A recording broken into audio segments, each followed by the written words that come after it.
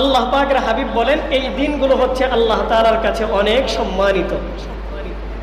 কথা বলেন, এই সম্মানিত দিনগুলোতে যদি ইবাদত করা হয় তাহলে এই ইবাদতের মূল্য আল্লাহ তাআলার কাছে অন্যান্য দিনের ইবাদতের চাইতে বেশি হবে কি হবে না?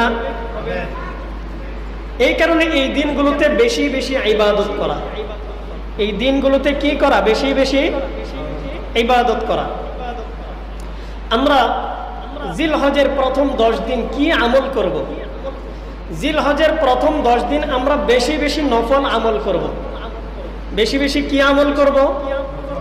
নফল ইবাদত করব, নফল আমল করব। قال رسول الله صلى الله عليه وسلم ما من أيام العمل الصالح فيها أحب إلى الله من هذه الأيام يعني أيام العشر।